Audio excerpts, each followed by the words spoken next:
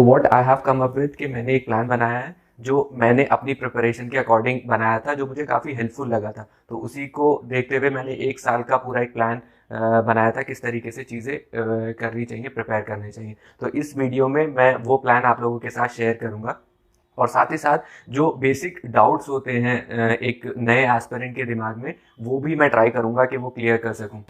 मेरा नाम जुनैद अहमद है। सिविल सर्विसेज 2018 की परीक्षा में मुझे 3rd रैंक हासिल हुआ था। तो सबसे पहली जो एक चीज़ है एग्ज़ाम के बारे में, वो आपको समझना पड़ेगा कि एग्ज़ाम जो है यूपीएससी वो उसमें रूथलेस कंपटीशन है, ये आप सभी को पता है। तो कहीं पे भी मार्जिन ऑफ एरर जो है वो बहुत ही कम है, तो कहीं पे भी आप गलती नहीं कर सकते। तो वही चीज़ मैं आपको ट्राई कर रहा हूँ इस चीज़ में समझाने के लिए कि स्टार्टिंग में आप इस एग्ज़ाम को किस तरीके से लेके चलें और आगे कैसे प्रोसीड करना है। तो फर्स्ट मैंने क्या ट्राई किया था कि जैसे क्या होता है जनरली जून में जो है बच्चों के एग्ज़ाम ख़त्म होते हैं और उसके बाद वो एक प्रिपेयर करना स्टार्ट करते हैं। तो अगर हम जुलाई से स्टार्ट करें और नेक्स्ट जून तक का एक ईयर का प्लान रखें, तो उसको किस तरीके से हम लेके चल सकते हैं वो मैं ट्राई कर रहा हूँ यहाँ पे पूरा प्रेजेंट करने का। तो फर्स्ट जो 3 मंथ्स अगर हम देखें तो हमें मिलते हैं जुलाई, अगस्त एंड सितंबर। तो ये आप अपने हिसाब से चेंज भी कर सकते हैं कि कोई इंसान अगर जनवरी से स्टार्ट कर रहा है तो वो जनवरी के स्टार्टिंग के 3 मंथ्स ले सकते हैं। तो अगर हम फर्स्ट देखें जुलाई में, जब आप एकदम नए आते हो, तो आई विल से कि फर्स्ट 15 डेज आपको कहीं टाइम वेस्ट नहीं करना है, आपको एग्जाम को समझना है। जितना अच्छे से आप समझेंगे उतना आपको हेल्प मिलेगा।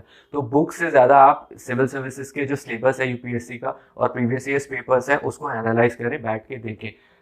सिलेबस तो इनफैक्ट बाय हार्ट कर सकते हैं आप। मेंस का और प्रीलिम्स का सिलेबस आप देखें, उसमें कौन कौन से टॉपिक्स हैं, कहाँ कहाँ से चीज़ें पूछी जा सकती हैं। उसी तरीके से आप सारे जो प्रीवियस ईयर्स पेपर्स हैं जो मेंस के हैं और प्रीलिम्स हैं उसको भी एक आइडिया लगाएं। तो स्टार्टिंग में जो आपका टाइम है जितना ज़्यादा इस चीज़ में जाएगा उतना जल्दी आपको एग्जाम की अंडरस्टैंडिंग होगी। तो आई विल सजेस्ट कि स्टार्टिंग के 15-20 दिन आप फोकस करें कंप्लीट प्रीवियस ईयर्स पेपर्स और सिलेबस के ऊपर। उसके बाद सबसे इंपॉर्टेंट जो बेसिक आपका आता है वो एनसीईआरटीज आती हैं। तो अब बच्चों को ये होता है कि एनसीईआरटीज कहाँ से स्टार्ट करनी चाहिए, 6 से स्टार्ट करनी चाहिए, 9 से स्टार्ट करनी चाहिए, 11 से स्टार्ट करनी चाहिए, 12 से स्टार्ट करनी चाहिए। तो मेरा मानना है आई विल सजेस्ट कि जो आप ग्रेजुएशन जब आप करके आ रहे हो तो बेसिक अंडरस्टैंडिंग आपको चीज़ों की होती है। तो आई विल से कि अगर आप 9 से भी स्टार्ट करेंगे एनसीईआरटीज तो सफिशिएंट हो जाता है। और आपको ऐसा नहीं है कि सारे सब्जेक्ट्स की एनसीईआरटीज पढ़नी है। तो हिस्ट्री की एनसीईआरटीज से के जो ओल्ड एनसीईआरटीज है या न्यू एनसीईआरटीज है वो आप पढ़िए। इकोनॉमिक्स की एनसीईआरटी है वो आप देखिए 11th क्लास की। ज्योग्राफी की 11th-12th की एनसीईआरटीज हैं 2, वो आप देख सकते हैं। इसी तरीके से मेन में कॉन्स्टिट्यूशन जो पॉलिटी है, इंडियन कॉन्स्टिट्यूशन एट वर्क, वो 11th क्लास की एक बुक है वो आप देख सकते हैं। तो जो ये जो बेसिक एनसीईआरटीज हैं वो आप पढ़िए, और वो भी डिपेंड करता है कि आपका लेवल कहाँ पे है। यहाँ पे एक बड़ा इशू आता है नोट्स मेकिंग का। बहुत लोग बच्चे कंफ्यूजन में रहते हैं कि सर नोट्स मेकिंग कब से स्टार्ट करनी चाहिए। तो मेरा तो सजेशन ये है कि आप फर्स्ट रीडिंग सेकंड रीडिंग में नोट्स मेकिंग पे ज़्यादा फोकस मत करिएगा, क्योंकि एनसीईआरटीज ऑलरेडी बहुत क्रिस्प वे में लिखी हुई होती हैं। फर्स्ट रीडिंग जब आप करते हैं तो उसमें जितना हो सके उतना समझने का ट्राई कीजिए, अंडरस्टैंडिंग कीजिए। सेकंड थर्ड रीडिंग में जब आप आते हैं उस टाइम पे आप नोट्स मेकिंग के बारे में सोच सकते हैं, देख सकते हैं। तो स्टार्टिंग में फोकस करिए कि जो एक ब्रॉड आइडिया बेसिक कंसेप्ट वो आप डेवलप कर सके। तो एनसीईआरटीज 9 से 12 तक की आई सजेस्ट, और ये जो है एटलीस्ट इन 3 महीने में 2 रीडिंग आपकी हो जानी चाहिए इसकी एनसीईआरटीज की। इस वाले फेज में ये मेरा अपना पर्सनल ओपिनियन है, आप उसको देख सकते हैं कि आप पे कितना हेल्पफुल रहेगा। इस वाले फेज में आप न्यूज़पेपर अवॉइड कर सकते हैं, क्योंकि जब एक बिगिनिंग फेज में आप पढ़ रहे हैं चीज़ों को तो न्यूज़पेपर समझने में करने में आपको बहुत ज़्यादा टाइम लग जाता है। 1.5 घंटा 2 घंटा वेस्ट हो जाते हैं स्टार्टिंग में। तो इस फेज में आप न्यूज़पेपर को अवॉइड कर लें, क्योंकि इस फेज में आप बेसिक जो आपका कॉन्सेप्ट है वो बना रहे हैं, उसको जितनी जल्दी बनाएंगे उतना हेल्पफुल होगा। तो ये 3 महीने इन चीज़ों में आप अगर निकालेंगे तो आपका बेस जो है वो अच्छे से बिल्डअप हो सकता है। नेक्स्ट अगर हम आते हैं तो आता है अक्टूबर नवंबर दिसंबर वाला फेज। यहाँ पे आपका क्या है कि आपका एक जीएस की रीडिंग हो चुकी है, एनसीईआरटीज की बेसिक अंडरस्टैंडिंग हो चुकी है, और यहाँ पे एक और चीज आती है रेफरेंस बुक्स। जब आप एनसीईआरटीज पढ़ लेंगे तो उसके बाद आपको हर एक सब्जेक्ट की कोई ना कोई रेफरेंस बुक लेनी पड़ेगी। तो मार्केट में सारी रेफरेंस बुक्स हैं, वो जनरल जो भी हैं, इस पॉलिटी की लक्ष्मीकांत लोग प्रेफर करते हैं और बाकी सब्जेक्ट्स की भी हैं। तो ये रेफरेंस बुक्स एनसीईआरटीज़ के बाद आप कर सकते हैं। तो इस वाले फेज में ये सारी चीज़ें कवर हो जानी चाहिए। 3 महीने में सफिशिएंट टाइम होता है ये सारी चीज़ें कवर करने के लिए। यहाँ वाले फेज में आपकी सेकेंड रीडिंग आती है। सब्जेक्ट्स का क्या होता है कि स्टार्टिंग की जो फर्स्ट रीडिंग होती है उसमें जो आपकी अंडरस्टैंडिंग होती है वो बहुत लेमन के टर्म्स में होती है। जब आप सेकंड थर्ड रीडिंग में जाते हैं, इस फेज में आते हैं, तो आप पिक्चर को बहुत एक हॉलिस्टिक वे में देख लेते हैं। तो यहाँ पे आपको सेकंड रीडिंग जो है यहाँ पे सब्जेक्ट्स की और रेफरेंस बुक्स की आनी चाहिए। ऑप्शनल जो है, अब बहुत लोगों को ऑप्शनल में ये कंफ्यूजन रहता है कि कौन सा ऑप्शनल सेलेक्ट करना है और कैसे सेलेक्ट करना है। तो आई सजेस्ट कि ऑप्शनल सिलेक्शन एकदम स्टार्टिंग में मत करिए। थोड़ा सा जीएस की अंडरस्टैंडिंग लेके कि आपका इंटरेस्ट किस में आ रहा है, उसके बाद फिर आप ऑप्शनल पे जा सकते हैं। दिसंबर तक आपका कंप्लीट हो जाना चाहिए, ये इस फेज में रहता है। क्योंकि यहाँ पे आपका ऑप्शनल सिलेक्शन जब आता है तो मे बी अगस्त सितंबर, जब तक भी आप टाइम लेते हैं ऑप्शनल सिलेक्शन में, तो किसी भी ऑप्शनल को कंप्लीट करने के लिए एटलीस्ट 3 मंथ्स तो चाहिए ही चाहिए होते हैं। तो यहाँ पे एक बार तो एटलीस्ट आपका ऑप्शनल कंप्लीट हो जाना चाहिए सिलेक्शन के बाद। क्योंकि अगर यहाँ तक आपका ऑप्शनल कंप्लीट नहीं हो रहा है तो उसके बाद जो आगे की चीज़ें हैं उसमें आपको फिर प्रॉब्लम आएगी। तो दिसंबर तक ट्राई करें कि आपका ऑप्शनल कंप्लीट हो जाना चाहिए। ये 3-3 महीने के जो फेजेस मैं बना रहा हूँ, ये आप अपने हिसाब से भी इसको चेंज कर सकते हैं जब से आप स्टार्ट कर रहे हैं। तो मैंने तो एक ईयर का प्लान लिया है जो स्टार्ट होता है जुलाई से और एंड होगा जून पे। जनरली प्रीलिम्स भी जून में ही होता है।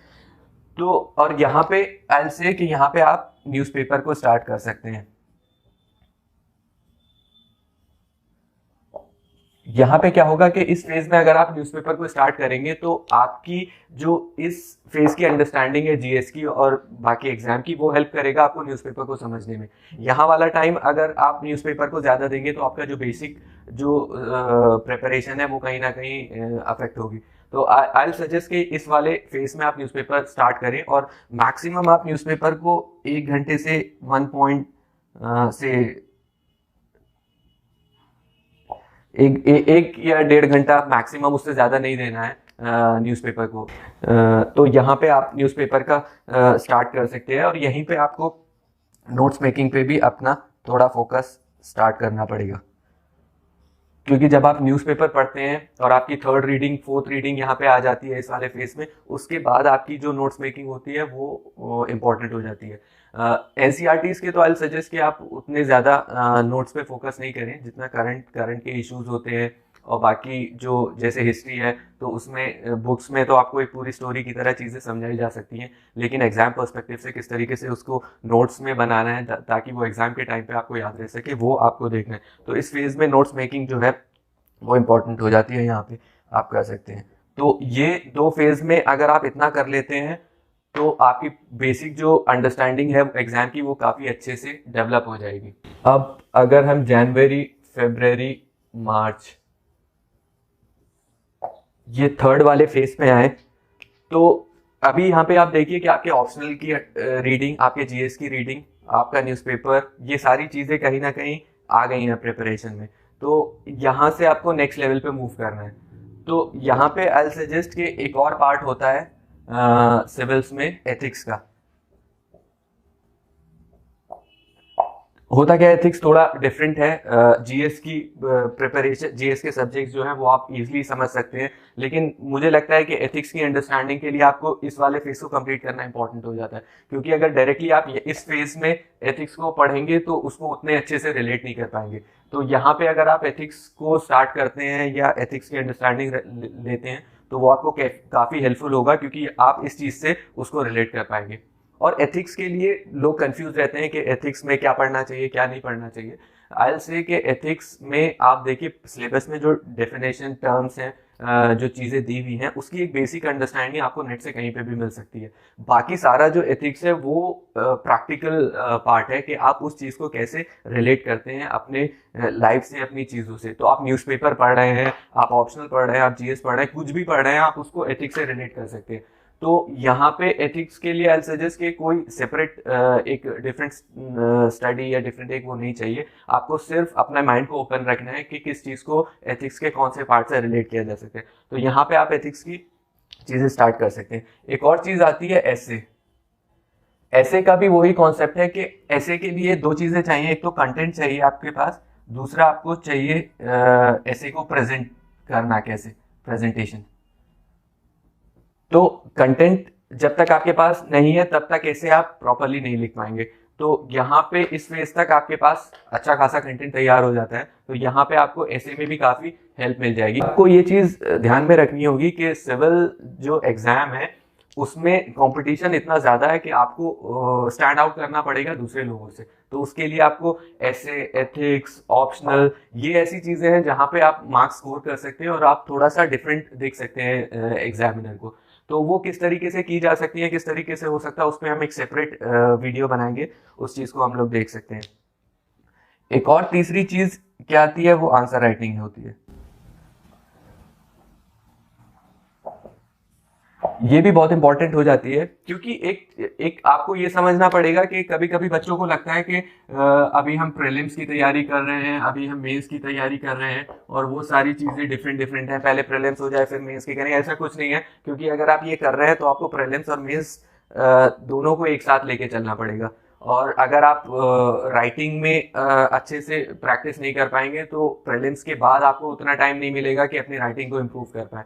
तो अगर आप बहुत रेगुलरली भी नहीं लिख रहे हैं तो यहाँ पे आप स्टार्ट कर सकते हैं अपनी राइटिंग को। प्रीवियस ईयर्स पेपर्स उठा सकते हैं सिविल सर्विसेज के, उसके क्वेश्चंस कुछ कुछ लिख सकते हैं। वीकेंड्स पे आप ऐसे लिख सकते हैं, या दिन में 2-1 क्वेश्चन जो भी आपको लिखने हो। तो वो एक हैबिट डेवलप होगी आंसर राइटिंग की, जो आपको आगे हेल्प करेगी। तो जब प्रीलिम्स के बाद आपको मेंस लिखना है तो उस टाइम पे आप रेगुलर राइटिंग कर सकते हो, लेकिन यहाँ पे अगर हैबिट डेवलप नहीं हुई तो वहाँ पे प्रॉब्लम होता है। तो ये चीज़ भी उसमें आप स्टार्ट कर सकते हैं। तो इस वाले फेज में एक और चीज जो इंपॉर्टेंट हो जाती है वो होता है करंट अफेयर्स। मैं करंट अफेयर्स को भी इस वाले फेज में इसलिए ला रहा हूं क्योंकि यहाँ पे अगर आप उस चीज को लेंगे करंट अफेयर्स को, क्योंकि इंपॉर्टेंस जो है करंट अफेयर्स का वो बहुत ज्यादा बढ़ गया है सिविल सर्विसेज में। प्रीलिम्स में आप देखें कि क्वेश्चंस जो हैं वो बहुत ज्यादा पूछे जाते हैं करंट अफेयर्स से, और तो आपको 1 साल के अराउंड तक कवर करना रहता है। बेसिक जो मैं आपको बता रहा हूँ वो वही है कि करंट अफेयर्स के लिए एक पर्टिकुलर मैगजीन आप ले सकते हैं। तो न्यूज़पेपर और एक मैगजीन सफिशिएंट हो जाती है करंट अफेयर्स के लिए। तो ये चीज़ इस फेज के लिए आ जाती है।